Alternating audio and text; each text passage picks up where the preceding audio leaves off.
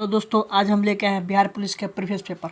इसमें plus point यह है दोस्तों कि हम subject by subject Bihar police में जो क्वेश्चन पूछा गया है उनको हम डिस्कस करें। जैसे कि हिस्ट्री हुआ, सिर्फ हिस्ट्री में कितने प्रश्न बिहार पुलिस में पूछे गए हैं उनको लेके आएंगे। इसके बाद ज्योग्राफी में जितने क्वेश्चन पूछे गए हैं, सिविक्स में कितने क्वेश्चन पूछे गए हैं, फिजिक्स हो गया, केमिस्ट्री हो गया, बायोलॉजी हो गया, इस समय जितने प्रश्न पूछे गए हैं सबको हम लेके आए हैं। जैसे कि आज लेके आए हैं हिस्ट्री में जितना बिहार पुलिस में पूछे गए प्रश्न उन्हीं को आज डिस्कशन करेंगे।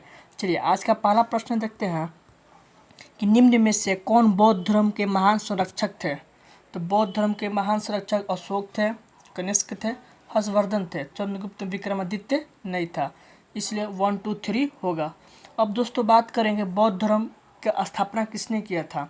तो बौद्ध धर्म का स्थापना गौतम बुद्ध ने किया था। गौतम बुद्ध का बचपन का नाम सिद्धार्थ है। गौतम बुद्ध को लाइट ऑफ एशिया भी कहा जाता है। दोस्तों गौतम बुद्ध जो हैं वो अधिकतम प्रवचन पाली भाषा में दिया करते थे। चलिए नेक्स्ट प्रश्न की ओर देखते हैं कि पत्थर की बनी नृत्य करती हुई पुरुष की नटराज किस स्थान पर पाई गई थी। तो यह हड़प्पा स्थान पर पाई गई थी। दोस्तों सिंधु घाटी सभ्यता भारत की सबसे प्राचीनतम सभ्यता में से एक है। उसी में से एक शहर है हड़प्पा जो नटराज की मूर्ति पाई गई है। एक और सिंधु घाटी सभ्यता के एक और स्थल है लोथल, जो कि सिंधु घाटी सभ्यता का यह बंदरगाह कहा जाता है। सर और बार जानेंगे सिंधु घाटी जो सभ्यता है उस सभ्यता की खोज किसने की थी। तो 1921 ईस्वी में दयानंद साहनी ने खोज की थी। चलिए नेक्स्ट प्रश्न की ओर देखते हैं कि निम्नलिखित में से कौन सा एक युग में सम्मिलित नहीं है। यह जो युग में दिया गया है दोस्तों यह 1857 के विद्रोह से संबंधित है। जो 1857 का जो विद्रोह था वो पूरा भारत में फैला हुआ था। तो हर एक छोटी छोटी रियासत के राजा होते थे तो अपने रियासतों से वहाँ से अंग्रेजों का क्या किया, प्रतिरोध शुरू किया। तो कानपुर से नाना साहब ने किया था, सही है। झांसी से लक्ष्मीबाई ने की थी, सही है। ग्वालियर से तत्या टोपे ने की थी, ये भी सही है। लेकिन इलाहाबाद से वीर कुंवर सिंह नहीं थे, यह बिहार से नेतृत्व किए थे। चलिए नेक्स्ट प्रश्न की ओर देखते हैं कि महान शहीद भगत सिंह, सुखदेव, राजगुरु को जब फांसी दी जा रही थी उस समय भारत का वायसराय कौन था। तो उस समय भारत का वायसराय लॉर्ड इरविन था। एक और दोस्तों इससे काफ़ी प्रश्न पूछे जाते हैं कि इरविन समझौता कब हुई थी। तो इरविन समझौता सन 1931 ईस्वी में हुई थी। चलिए नेक्स्ट प्रश्न की ओर देखते हैं कि निम्नलिखित में से कौन सा गवर्नर जनरल ठगी प्रथा के उन्मूलन से संबंधित है। उन्मूलन मतलब हुआ क्या कि किसने ठगी प्रथा को अंत किया।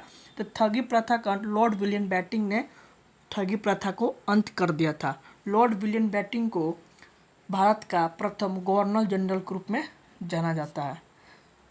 लॉर्ड कॉर्नवालिस जो है, लॉर्ड कॉर्नवालिस भारत में सिविल सेवा का जनक लॉर्ड कॉर्नवालिस को ही जाना जाता है। चलिए नेक्स्ट प्रश्न की ओर देखते हैं कि किस काल युग में पत्थर के औजार सबसे पहले पाए गए थे। तो पूरा पाषाण काल में पत्थर के औजार सबसे पहले पाए गए थे। चलिए नेक्स्ट प्रश्न देखते हैं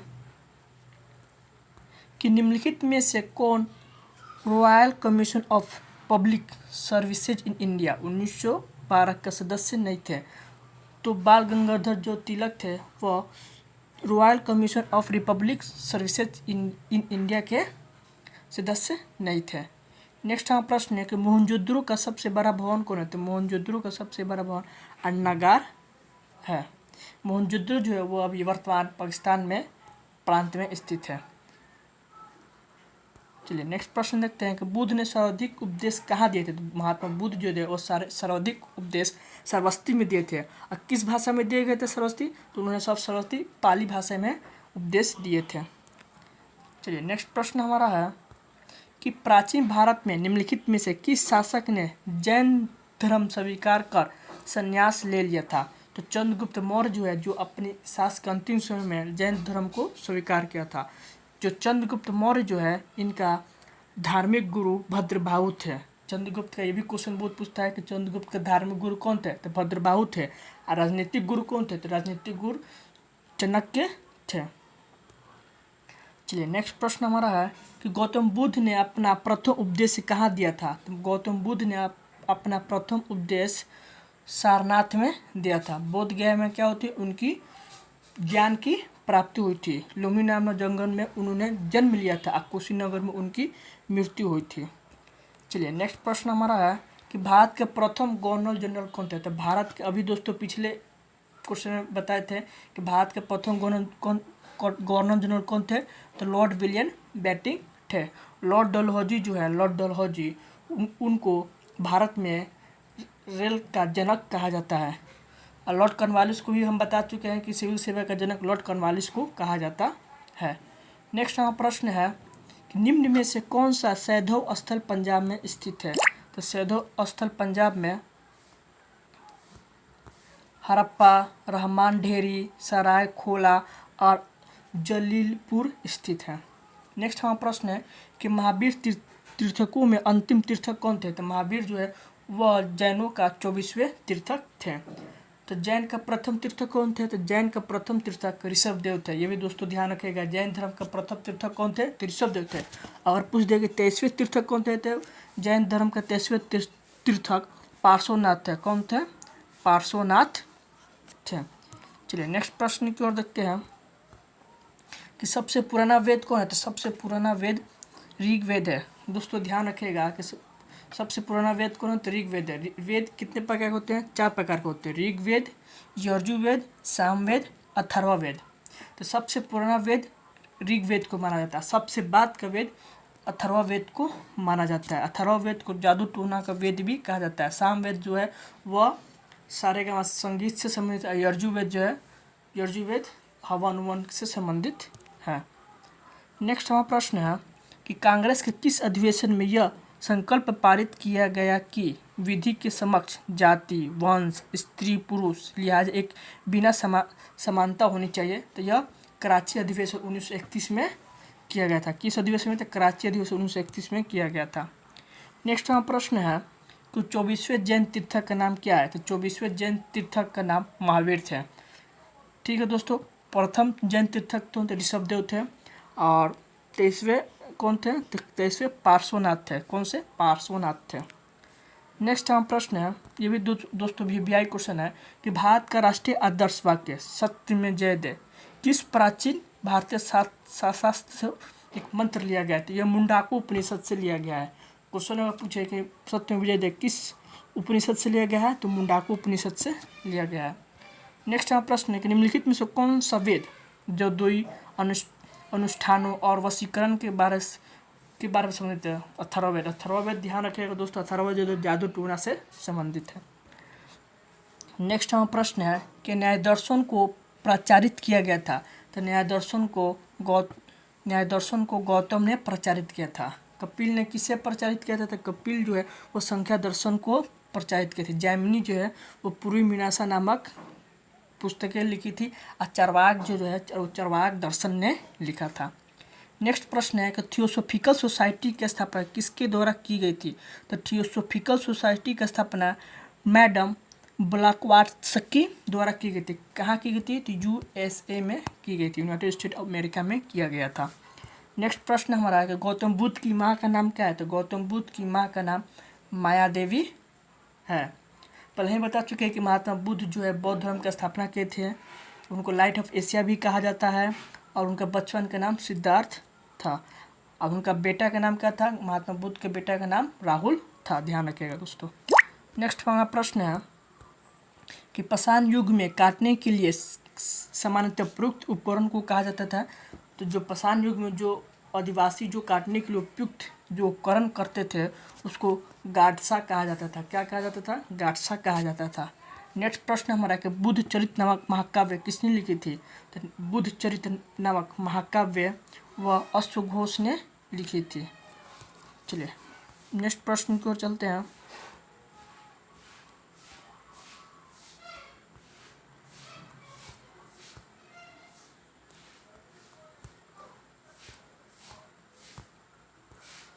नेक्स्ट प्रश्न है कि जयपुर शहर का संस्थापक कौन थे। तो जयपुर शहर के संस्थापक राजा सवाई जयसिंह थे। ध्यान रखिएगा दोस्तों, ट्रिक है, जयपुर लिखा है जयसिंह लिखा है तो यही समझिएगा जयपुर शहर का स्थापना कौन किया। तो राजा सवाई जयसिंह ने किया था।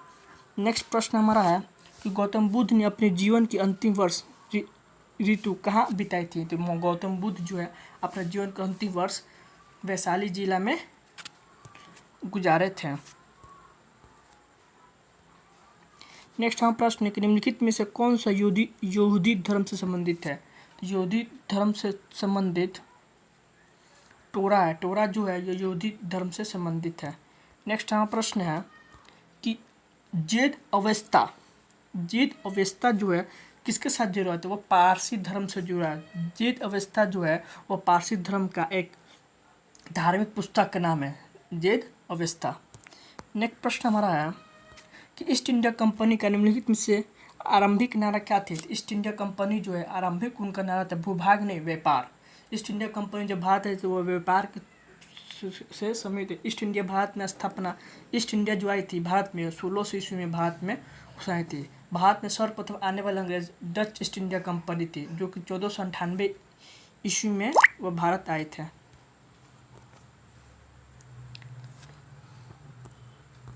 नेक्स्ट प्रश्न है कि गौतम बुद्ध को ज्ञान कहाँ प्राप्त हुई। गौतम बुद्ध को ज्ञान की प्राप्ति बोधगया में हुई थी। सर्वप्रथम प्रवचन कहाँ दिया था। तो सारनाथ ने उन्हें प्रवचन दिया था। नेक्स्ट प्रश्न जातक। देखिए दोस्तों जातक जो पुस्तक है वो बौद्ध धर्म से संबंधित है। तो जातक पुस्तक में उनको जन्म और मृत्यु या पूर्व जीवन के वर्णन मिलता है किसका। तो महात्मा बुद्ध को मिलता है। नेक्स्ट प्रश्न हमारा है असम चटगांव जैसे पूर्वोत्तर भाग में विजय प्राप्त करने वाला मुगल सेनापति कौन था। तो मुगल सेनापति मीर जुमाला था। कौन था। मीर जुमाला था। नेक्स्ट प्रश्न हमारा है कि नंद वंश का अंतिम सम्राट कौन था। तो नंद वंश का अंतिम सम्राट घानानंद था। अब दोस्तों बात करनी कि नंद वंश का स्थापना किसने की। नंद वंश का जो स्थापना थे वो पद्मानंद थे। नंद वंश का अंतिम शासक घानानंद थे। घानानंद ये भी क्वेश्चन पूछता है कि सिकंदर का समकालीन कौन था। तो सिकंदर का समकालीन घानानंद था ही। घानानंद को ही परास्त कर चंद्रगुप्त मौर्य ने मौर्य वंश की स्थापना की थी किसकी सहायता से। तो चाणक्य की सहायता से। चलिए नेक्स्ट प्रश्न हमारा है कि निम्नलिखित में से बौद्ध धर्म किसकी हिमायत करता है। तो माध्यम मार्ग को वह हिमायता करता है। नेक्स्ट हमारा प्रश्न है कि प्रसिद्ध पुस्तक मेघदूत के लेखक कौन है। तो प्रसिद्ध पुस्तक मेघदूत के लेखक कालिदास है। और इनका पुस्तक है अभिज्ञान शकुंतलम। अभिज्ञान शकुंतलम भी किसके द्वारा लिखा गया है। तो कालिदास द्वारा लिखा गया है। नेक्स्ट प्रश्न हमारा है कि गुप्त काल के दौरान सोने के सिक्कों को निम्न में से किस नाम से पुकारा जाता है। तो गुप्त काल के दौरान सोने के सिक्कों को दिनार के रूप में जाना जाता है। किस नाम से। तो दिनार के रूप में जाना जाता है। चलिए नेक्स्ट प्रश्न हमारा है कि मिर्जा गालिब किस सम्राट के समय थे। तो मिर्जा गालिब जो थे बहादुर शाह द्वितीय के शासकाल में। यह जो बहादुर शाह हुआ अकबर द्वितीय हो गया, अकबर हो गया, जहांगीर हो गया, यह मुगल काल के वंशज हैं। मुगल चलिए नेक्स्ट प्रश्न हमारा है कि मौर्य वंश का अंतिम शासक कौन थे। तो मौर्य वंश का अंतिम शासक बृहदत्त था। मौर्य वंश का संस्थापक कौन थे। तो मौर्य वंश का संस्थापक चंद्रगुप्त मौर्य थे। नेक्स्ट हमारा प्रश्न है कि जगत्ताई तुर्क शासन भारत में किस नाम से जाना जाता है। तो मुगल नाम से जाना जाता है। किस नाम से जाना जाता है। तो मुगल नाम से जाना जाता है। नेक्स्ट प्रश्न नंबर है कि बिंदुसार का पुत्र कौन था। तो बिंदुसार का पुत्र अशोक था। बिंदुसार के पिता कौन थे। तो चंद्रगुप्त मौर्य थे।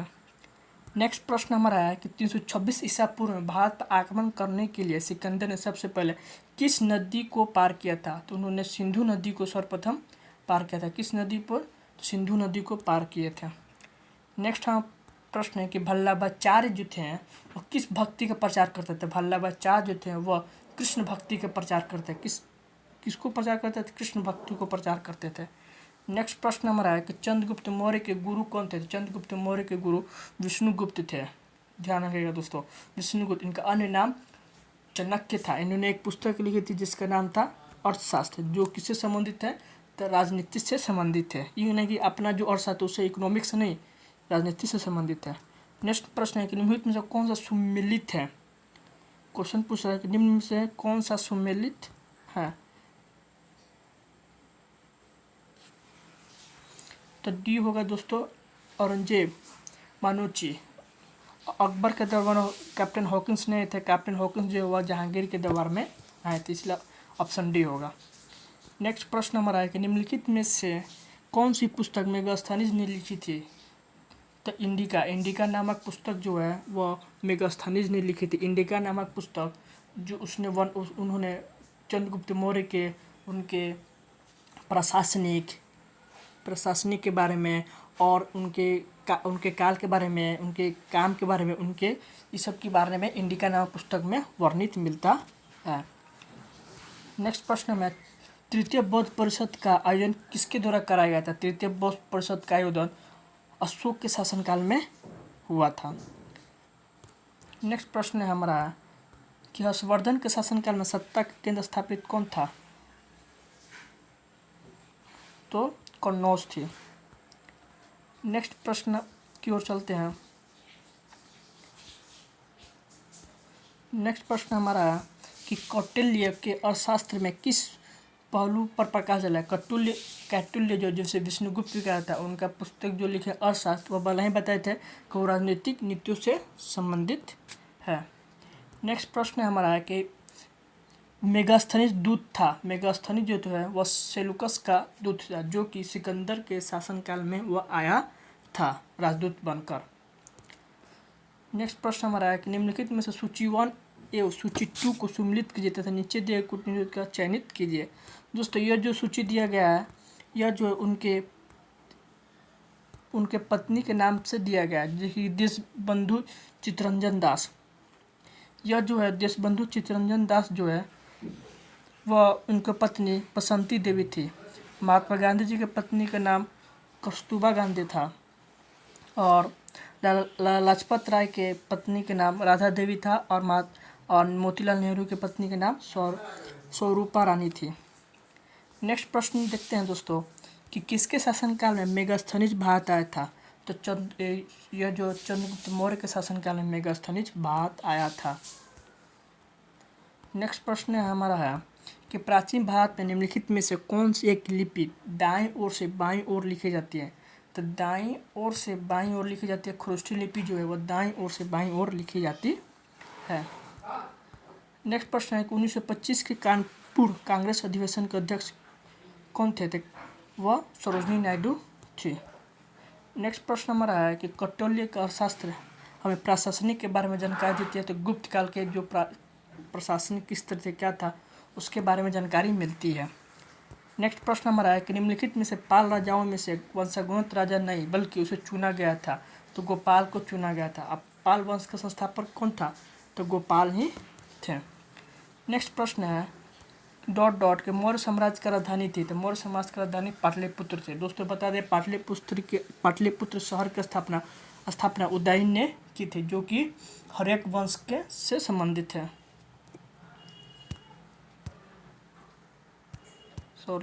नेक्स्ट और लास्ट प्रश्न हमारा है कि मेहरूखंड किस मुगल शासन की मृत्यु के पश्चात राजा बन गया था? तो औरंगजेब।